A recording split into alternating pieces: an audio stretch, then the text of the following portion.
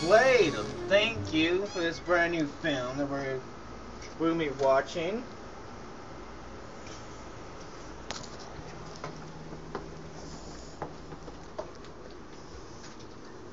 Well, Blade brought us the brand new Puppet Master film, Puppet Master X, Exodus Rising. Okay.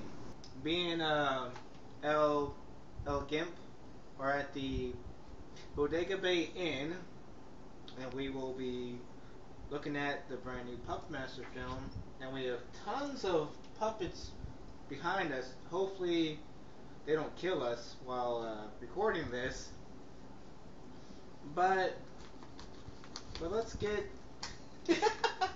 into the basic storyline. Pretty much this picks up directly after the ninth movie, Axis of Evil, which unfortunately we don't remember too well. But okay, so basically the heroes of the last film, the U.S. Army's recruiting and like making sure that they're secure and safe, while like the heroes are like trying to get Tunnel back. So this film has a captured Nazi scientist trying to recreate life, and there's a bunch of like failed attempts. They kill this Asian guy and they bring him to life, and like, you know, it lasts for like maybe 2 minutes and he dies again. So that's pretty much like the premise of the film, is that the puppets are like attacking Nazis, and the Nazis are like trying to get Toulon's secret. There's like not too much like detailed story here.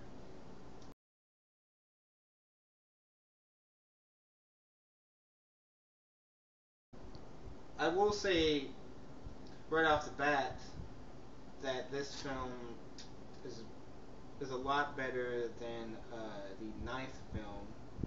Wouldn't you say so or not? It's way better, very better. I mean, if you don't remember the last one, so the opposite tells you it was. Yeah. The last one, what I remember is the guy was trying to hook up with this girl, and there wasn't much puppet fighting, and it looked like two puppets being held by hands like this, no actual puppet movement, and oh yeah, and that's another thing that like affects this film, is that the puppeteering's a little bit bad. Yeah. And the puppet sculptures are still a little bit off. Yeah, like they don't look like the original ones. Yeah. Like, especially 1 through 3, 1, 2, and 3.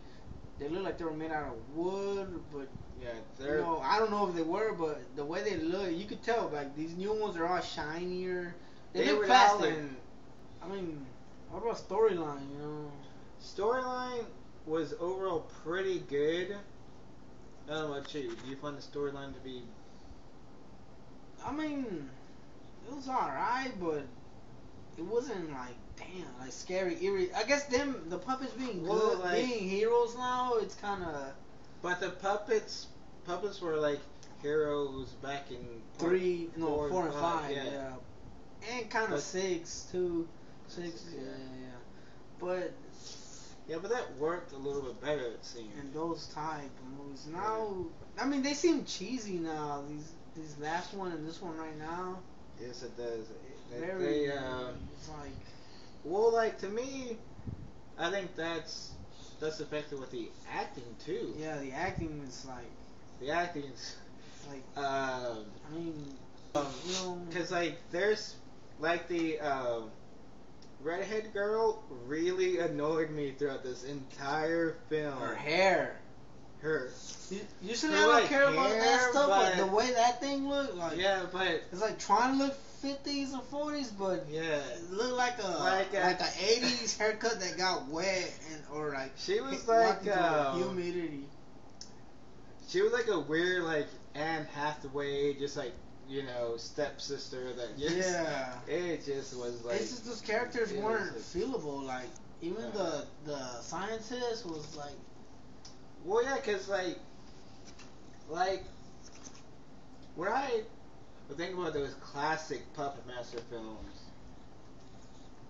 and I'm talking about like the first like 5 films, yeah, that they like had this appeal to them. They had this draw to them. The last 2 films are lacking that. yeah. Like if this was my first Puppet Master film to see, I may not like it. Yeah. It'll be like, I don't know about this movie. Cause I think back when I first saw those when I was young, I loved those movies. You know, Yeah. I'm like, man, like, whoa, my God, I wanted to like, how can I get a job designing those? You know, Yeah. I mean, I just my mom used to rent those for me, and you know, Same here. she's like, okay, you know, they're toys. Yeah. I used to love those movies. You know, oh man, part 2 of all of them, especially part 2. It's just. Yeah. The way the movement is, as a kid, you imagine they would move around like in that Disney one, the Small Soldiers or whatever, you know. I was like, yeah, these puppets kill, you know. It's like a Jason miniature, you know, and I guess because at first I thought, maybe I'm just older and like you mature and think this looks like shit. It just looks better when I was a kid, but no. We just recently watched part 2 and 3 and all of them, and I have too. and I'm like, yeah, they're great, you know. These new ones are more. They're just. I feel like somebody's trying to make a paycheck. Yes. But also with budgeting, I gotta remember budgeting. It's hard. It's hard to make a movie with no money at all. You know, it's like the main puppeteer died, so. No. That's the thing with like this movie, the last movie, is that the puppets become corny because like the first like 5 or so, it was borderline corny because like it's tough to sell that these little puppets are killing people because like instantly, you know, you like think that you can just stomp on them and just throw them. It's like, get away from me, puppet. Obviously, yes, you can, but the fact that the puppets is like scary to me. Like, I mean, if you saw one of these get up and like, what are you gonna? Aren't you gonna like freeze up? Like, whoa, you know? Oh, yeah.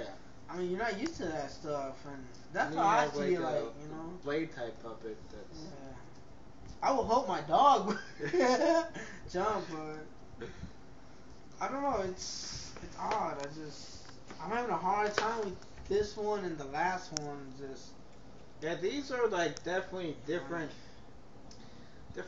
Puppet Master movies. Yeah, these are not the 90s. These are not the early 2000s even. These are just. Doesn't it like kind of give you like a sense that you're trying to be a little comical in these? Like a sense, or it's like they're trying to be cheesy, like the way that it's like. Kind of reminds me of those old Dick Tracy type of movies, like, you know. I guess kind of. To me, like well, I guess it's the fact also with Charles Band or Full Moon in general has, based on the Puppet Master success, has like almost wanted to make Puppet Master copycats. So they've like done these small like puppet dolls. And I think that they've gotten into this kind of stereotype, or like it has to be a puppet in the movie. Yeah, and I think this is just a run-of-the-mill full moon movie. Unfortunately, I think it's kind of had like Full Moon done like a bunch of other movies that weren't like Ginger Dead Man 3 and Gary Busey was only in part 1, wasn't he? Yeah. The first one. Ginger Dead Man talking about bite me. But this film, on a good note, has some really cool brand new puppets. Not a bad thing, but a disappointing factor. This girl here, the German big boob lady. Oh yeah. She does not show anything, so it's that's like, another guys, thing, yeah. You're not gonna see that. it's a little bit disappointing. It's like, why? You know, just like 5 seconds. That's another thing I wanted to bring up. The hot German chick is in front of you, you know, like teasing and yeah, it just what she does not show. And when I see Charles Band live, and what he said was like, every horror film that works has to have boobs and gore. Well, you're missing the boob. You know, you can't show us a tease like that and not show. Good note to this film, because I feel that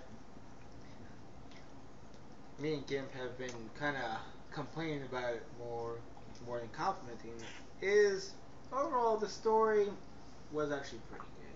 I mean, I don't regret watching it. Oh, yeah, I give you that. I mean, I love these movies. The Puppet Master, since I was a kid, I remember these. So even if they suck or I don't like them, I'm still happy they're making them because I'm gonna watch them regardless. You know, it's like it reminds me of a time period of my life, of childhood. You know, and even these aren't really like those, but it's still cool to see the same, you know, the puppets come back to life, you know. Because as Charles Band says, it's Puppet Master forever, so there's going to be endless films of these. And one more thing, I did have one problem with it. The puppets don't do much anymore. They don't. Oh yeah. They don't move. Yes, that's true. They don't kill. Like I remember the highlights of the movies when the kill scenes. You know, the movement, like, wow. Well, I think that to Blade... Because to make it good, well, you know what was going to... When you see that puppet movies, you're like, that's a good movie. Man, they made the puppet run around. You're like, wow. You know, that was like, God, how did they do that? You used to wonder that. Nah, they didn't... This one, a lot of times they were just standing there, just moving their heads. Or behind a little fence, remember? It was like, are they going to do something? But... I shouldn't complain like that because they did have the Nazi chick puppet fight each woman like a girl fight, you know? Yeah, like kind of chick like pulling hair and all. This was like a pretty good puppet on puppet fight. Chick fight. Because like the fifth movie had kind of that element to it, but this one like really brought it on. I think they were fighting for Blade. Since Blade was like supposedly a Nazi, remember? Maybe the Nazi chick likes him, but then Leechwoman was passing him his hats and stuff. So maybe that kind of odd. That could be a little weird little side romance story. That could make like Puppet Master romance. Charles Band directing was actually pretty good. The look to it was like really well done. The puppet design, of course, was a little bit off, but I personally would give it, I think, you know what, I think I'm like overrating it here, but I'm going to give it a 7.5 killer puppets out of 10. Me comparing it to the last one, I would give it a 6 because I would give the last one a 4. You have to give the last one a low. Yeah. Okay. I guess I'll give this one. No, I'll give this one a 6, and the last one was like a 2 or 3. It's the last one was horrible, man. If you like these movies, I say watch it. You know, why not watch it? You know, shit. Where else are you gonna get these puppets?